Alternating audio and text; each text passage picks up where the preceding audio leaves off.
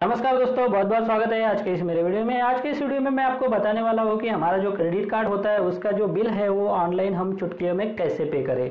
तो जी हाँ दोस्तों, ये जो प्रोसीजर है इसको हम अभी ऑनलाइन में आपको बताने वाला हूँ कि हम जो है हमारे क्रेडिट कार्ड का बिल जो है वो डायरेक्टली ऑनलाइन एनईएफटी या आईएमपीएस से चुटकियों में कैसे पे कर सकते हैं। तो इसमें आपको बहुत सारा बेनिफिट भी है दोस्तों, जैसे कि अगर आप डायरेक्ट बैंक में जाकर आपका क्रेडिट कार्ड का बिल पे करते हैं तो आपको जो है वो क्रेडिट कार्ड का बिल पेमेंट के कुछ चार्जेस देने पड़ते हैं। तो ये जो है वो बैंक के ऊपर डिपेंड है कि वो कितना चार्ज करेगी या फिर आपको चार्ज वेवर करेंगी।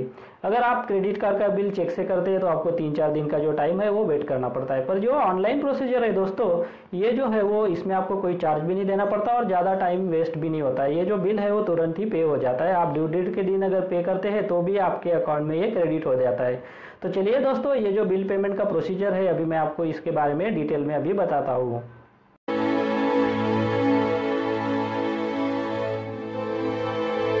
तो इसके लिए सबसे पहले आपका जो नेट बैंकिंग है उसे आपको यहाँ पे यूज करना है, ये जो क्रेडिट कार्ड का बिल है उसे पे करने के लिए। तो जी हाँ दोस्तों, आपको क्या करना है, सबसे पहले अगर आप किसी भी बैंक का अकाउंट अगर होल्ड करते हैं तो आपको जो है वो उस बैंक का जो है वो इंटरनेट बैंकिंग फैसिलिटी जो है वो मिलता है।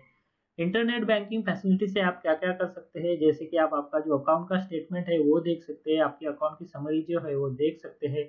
उसके बाद अगर आपको किसी को फंड ट्रांसफर करना रहा तो वो कर सकते हैं। तो ये सारी चीजें जो है वो आप ऑनलाइन बैंकिंग में कर सकते हैं। तो आज हम इस वीडियो में देखने वाले हैं कि हमारा जो क्रेडिट कार्ड का बिल होता है उसे हम नेट बैंकिंग का इस्तेमाल करके आईएमपीएस या फिर एनईएफटी का यूज करके हम मिनटों में कैसे पे कर सकते हैं। तो इसके लिए सबसे पहले क्या करना होगा कि अगर आप मान लीजिए ये जो मैंने आईसीआईसीआई का ओपन करके रखा है तो यहाँ पे आप जो है वो किसी और बैंक का यूज करते हैं तो कोई प्रॉब्लम नहीं। हर बैंक का जो है वो एक फंक्शन होता है फंड ट्रांसफर का, जिसमें आपको सबसे पहले जो है वो पेई को ऐड करना पड़ता है। तो उसी तरह से हम जो है वो ये जो आईसीआईसीआई बैंक का मैंने लॉगिन कर लिया है मेरा, तो इसमें हम जो है वो एक क्रेडिट कार्ड का जो नंबर होता है वो हमारा अकाउंट नंबर होता है क्रेडिट कार्ड का, तो उसे हम जो है वो यहाँ पे एज अ पेई ऐड करने वाले हैं। तो इसके लिए सबसे पहले आपको यहाँ पे फंड एंड ट्रांसफर का जो ऑप्शन दिखाई दे रहा है वहां पे हमें क्लिक कर लेना है।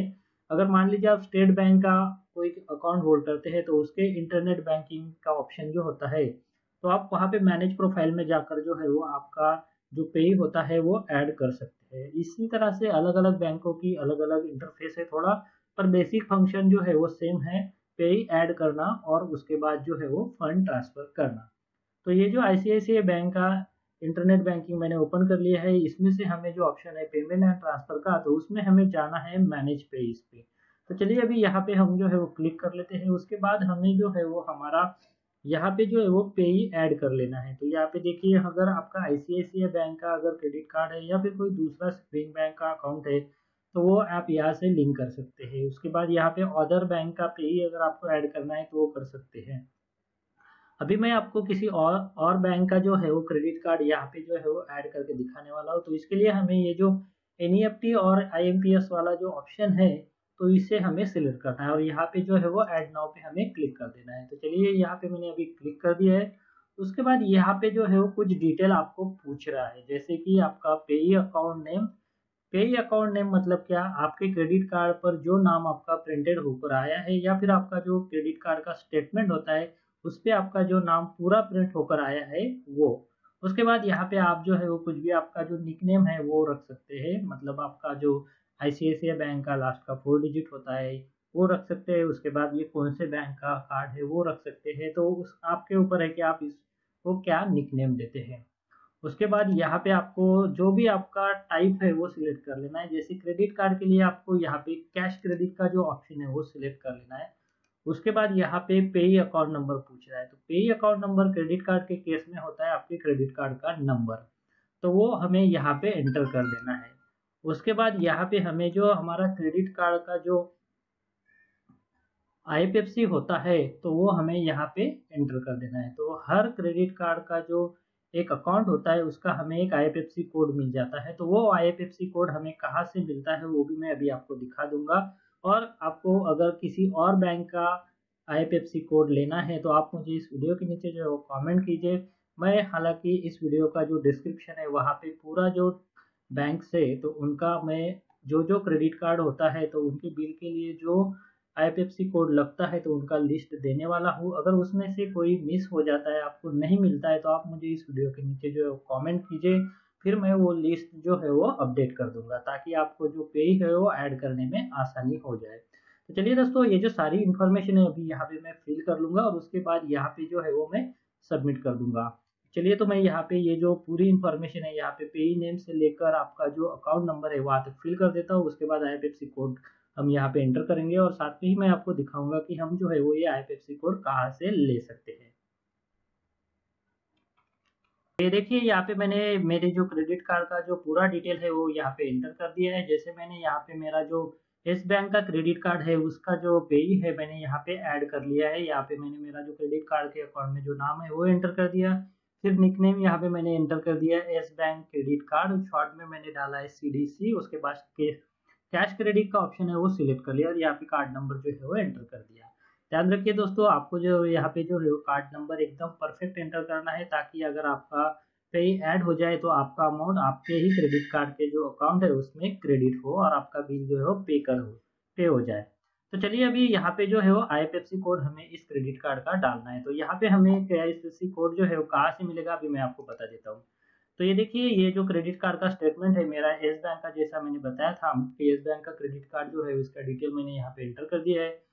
तो ये जो क्रेडिट कार्ड का स्टेटमेंट आता है किसी भी बैंक का रहे, तो आपको यहाँ पे जो पेमेंट के ऑप्शंस बताए जाते हैं वहाँ पे आपको एक येस बैंक का जो क्रेडिट कार्ड है उसके लिए कौन सा क्रेडिट कार्ड जो है, कौन सा आईएफएससी कोड जो है वो लगने वाला है वो यहाँ पे दिया जाता है। ऐसे ही अगर किसी और बैंक का आपके पास क्रेडिट कार्ड है तो उस पे भी उसका बिल पे करने के लिए जो क्रेडिट कार्ड के अकाउंट का जो आईएफएससी कोड होता है वो यहाँ पे दिया रहता है। तो इस केस में हमें ये जो येस बैंक का जो क्रेडिट कार्ड है इसका जो आईएफएससी कोड दिया गया है वो हम अभी यहाँ पे एंटर कर लेंगे। तो चलिए, SB0CMSNOC, तो ये हमें यहाँ पे एंटर कर देना है। तो चलिए, अभी मैं यहाँ पे एंटर कर देता हूँ। तो ये देखिए, यहाँ पे जो है मैंने ये क्रेडिट कार्ड का जो आईएफएससी कोड है वो एंटर कर दिया है। उसके बाद यहाँ पे आपको जो है वो सबमिट कर देना है। सबमिट करने के बाद जो आपका क्रेडिट कार्ड का जो अकाउंट होता है उसका जो ब्रांच होता है वो आ जाता है। तो ये देखिए, यहाँ पे जो है वो यहाँ आपका जो क्रेडिट कार्ड का बिल है वो पे होता रहेगा। तो ये जो है वो येस बैंक का जो ब्रांच है जो क्रेडिट कार्ड का ट्रांजेक्शन जो है वो मैनेज करती है, तो वो यहाँ पे आ जाता है। तो इसके बाद हमें जो है वो नेक्स्ट कर देना है। नेक्स्ट करने के बाद हमारा जो आईसीआईसीआई बैंक या फिर किसी और बैंक के साथ आपका जो मोबाइल नंबर रजिस्टर होता है तो वो जो है वो एक ओटीपी आपके लिए भेज देता है। तो ये देखिए, यहाँ पे ये जो डिटेल है वो यहाँ पे आपको जो है वो कंफर्म करने के लिए बता रहा है। उसके बाद जो है वो आपका जो ओटीपी है वो आपके रजिस्टर्ड नंबर पे आ जाता है। चलिए, अभी इसको हम सबमिट कर देते हैं। तो ये देखिए, यहाँ पे जो है वो हमें एक इंटीमेशन आ जाता है कि कंफर्मेशन के लिए आपको जो है वो एक ओटीपी आपके मोबाइल पे भेज दिया है। तो ये देखिए, मेरे मोबाइल पे एक ओटीपी भी आ गया है, इसको अभी हम यहाँ पे कंफर्म कर लेंगे। तो चलिए, यहाँ पे कंफर्म पे का जो ऑप्शन है वहाँ पे क्लिक कर लेते हैं और उसके बाद जो है वो हम यहाँ पे हमारे मोबाइल पे जो एक यूनिक रेफरेंस नंबर आया है उसे हम यहाँ पे एंटर कर देंगे। तो ये देखिए, यहाँ पे जो है मैंने यूनिक रेफरेंस नंबर जो है वो एंटर कर दिया। उसके बाद यहाँ पे जो कंफर्म का ऑप्शन है वो हमें क्लिक कर देना है।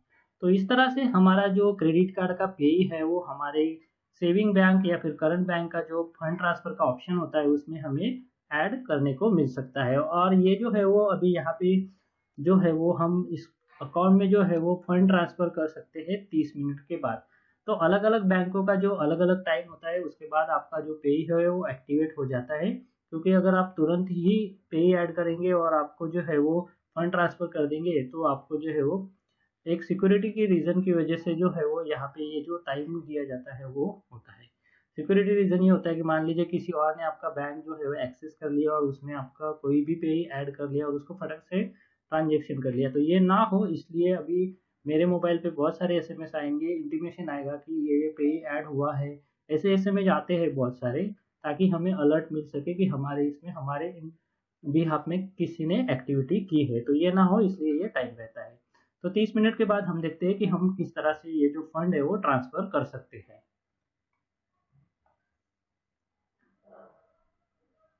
तो ये जो क्रेडिट कार्ड का पे मैंने आपके सामने अभी ऐड किया था उसे लगभग आधे घंटे से ज़्यादा हो चुका है। अभी हम हमारे क्रेडिट कार्ड में जो है वो यहाँ से पेमेंट करने वाले हैं। तो इसके लिए सबसे पहले आपको जो है वो फंड ट्रांसफर का जो ऑप्शन होता है वहाँ पे जाना है यहाँ से, और उसके बाद आपको जो है वो यहाँ पे जो है वो आपका जो आपने नया पेमी ऐड किया था वो आपको सिलेक्ट कर लेना है। तो चलिए मैं इस लिस्ट से जो ये नया पे मैंने ऐड किया था इसे अभी मैं आपके सामने जो है वो सिलेक्ट कर लेता हूँ। तो ये देखिए ये येस बैंक का जो क्रेडिट कार्ड है जिसे हमने एज अ पे ऐड किया था उसको हमने सिलेक्ट कर लिया है।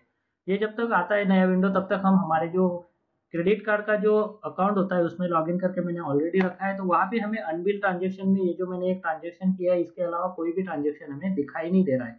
तो इसका मतलब ये है कि हम जब पेमेंट करेंगे हमारे क्रेडिट कार्ड का तो वो हमें यहाँ पे रिफ्लेक्ट हो जाएगा। तो चलिए अभी ये जो पेमेंट का प्रोसीजर है हम इसे कर लेते हैं। तो यहाँ पे मैंने ये जो पेमेंट का जो पे है वो सिलेक्ट कर लिया। उसके बाद यहाँ पे आपको जो है वो आपकी जो भी बिल की अमाउंट है वो डाल देनी है। उसके बाद यहाँ पे आपको जो है वो ऑप्शन सिलेक्ट कर लेना है IMPS या फिर NEFT। तो IMPS से जो है वो क्विकली जो है वो पेमेंट आपके क्रेडिट कार्ड में जो है वो क्रेडिट हो जाएगा। मान लीजिएगा आप अगर ड्यू डेट के दिन ही आपका जो बिल है वो पे कर रहे हो तो आप इधर से जैसे ही फंड ट्रांसफर करेंगे तो आपके क्रेडिट कार्ड में जो है वो क्रेडिट हो जाएगा और आपका जो बिल है वो पे हो जाएगा, और इसकी वजह से आपको जो है वो कोई भी लेट फी नहीं लगेगी। तो ये एक अच्छी बात है कि हमारा जो क्रेडिट कार्ड का बिल है हम तुरंत ही यहाँ से पे कर सकते हैं और इसके लिए हमें कोई भी चार्जेस देने की जरूरत नहीं। तो यहाँ पे मैंने इनिशियल अमाउंट 10 रुपये डेमो के लिए डाली है, या क्योंकि मुझे पता नहीं है कि मेरा आने वाला बिल कितना है, तो जो भी बिल रहेगा तो ये उससे माइनस हो जाएगा। तो चलिए यहाँ पे आपको प्रोसीड पे क्लिक कर देना है। उसके बाद आपको यहाँ पे जो है वो आपका पेमेंट जो है वो कंफर्म कर लेना है। तो इसके लिए आपके मोबाइल पे एक OTP आ जाता है और उसके बाद आपका जो डेबिट कार्ड होता है उसके पीछे एक ग्रिड होती है, तो वो ग्रिड के नीचे जो वैल्यूज होती है वो वैल्यूज हमें यहाँ पे एंटर कर देनी है। यहाँ पे मेरा मोबाइल नंबर आया, मोबाइल पे एक OTP नहीं आया है क्योंकि मैं ये जो लैपटॉप हूँ वो फ्रिक्वेंटली यूज करता हूँ, तो इसकी वजह से जो है वो मेरा मोबाइल पे OTP नहीं आया है। तो पर ये जो ग्रिड कंफर्मेशन है वो हमें कर लेना है अभी। तो चलिए ये जो ग्रिड कंफर्मेशन है इसको हम कर लेते हैं। तो ये देखिए यहाँ पे जो है मैंने मेरी वैल्यू जो है वो एंटर कर दी। उसके बाद यहाँ पे मुझे सबमिट पे क्लिक कर देना है। तो इस तरह से हम जो है हमारे क्रेडिट कार्ड का बिल जो है यहाँ से quickly with in a minute जो है वो पे कर सकते हैं, और इसके लिए आपको जो है वो कोई भी चार्ज देने की जरूरत नहीं है। तो ये देखिए यहाँ पे जो है वो यूर पेमेंट इज सक्सेसफुल, अभी मेरे मोबाइल पे जो है एक डिडक्ट होने का मैसेज भी आ गया है। उसके बाद यहाँ से हमें डन कर देना है, हमारा जो इंटरनेट बैंकिंग का लॉगिन है उसको लॉग आउट कर देना है। फिर हम एक दिन के बाद जो है वो यहाँ पे जो है वो लॉगिन करके देख लेंगे, क्योंकि अभी आप अगर हमारा जो करंट डेट है आज का तो वो है 25 सितंबर का। तो ये देखिए यहाँ पे 25 सितंबर है, तो हम जो है वो यहाँ पे 26 सितंबर को जो है वो लॉगिन करके देखेंगे और देखेंगे कि ये जो हमने ट्रांजेक्शन यहाँ पे किए हैं वो हुए हैं या नहीं। तो ये देखिए यहाँ पे एक दिन के बाद जो है मैंने फिर से लॉगिन कर लिया है। आप अगर इसकी में डेट देखेंगे तो ये है 26 सितंबर 2018 की लगभग रात के 10 बजे है। तो यहाँ पे हम जो है वो जो हमने पेमेंट किया था पिछले दिन मतलब 25 सितंबर को, तो वो जो पेमेंट है 10 रुपये का, तो वो यहाँ पे जो है वो क्रेडिट हो गया है। और यहाँ पे जो डेट आई है वो है 25 सितंबर 2018, मतलब जिस दिन हमने पेमेंट किया था उसी दिन की जो डेट है वो यहाँ पे आ गई है। तो इसका मतलब यह है कि हमने जो पेमेंट किया था वो सेम डे पे यहाँ पे जो है वो क्रेडिट हो गया है। हमने ये जो पेमेंट किया था वो लगभग रात के टाइम में ही किया था, तो इसकी वजह से जो है वो ये जो पेमेंट है वो नेक्स्ट डे में जो है वो रिफ्लेक्ट हुआ। हालांकि ये जो पेमेंट है वो सेम अकाउंट में उसी दिन जो है वो क्रेडिट हो जाता है। तो इस तरह से हम जो है वो बिना चार्ज दिए और बिना टाइम गवाए जो है वो हमारे क्रेडिट कार्ड का जो बिल है उसे आसानी से जो है वो नेट बैंकिंग का इस्तेमाल करके IMPS या फिर NEFT का जो ऑप्शन होता है पेमेंट का, तो उससे हम कर सकते हैं। तो बस दोस्तों इस वीडियो में मुझे इतना ही दिखाना था। अगर ये वीडियो आपको अच्छा लगता है तो इस वीडियो को लाइक कीजिए, और ये जो पेमेंट की सिस्टम है जिससे हम क्विक पेमेंट कर सकते हैं, अगर आपको अच्छी लगती है तो इस वीडियो और दूसरे के साथ अगर आप शेयर करना चाहते हैं तो जरूर शेयर कीजिए। और चैनल को अभी तक सब्सक्राइब नहीं किया है तो चैनल को सब्सक्राइब कर दीजिए। उसके बाद जो बेल का बटन आएगा उसे भी आप प्रेस कर दीजिए।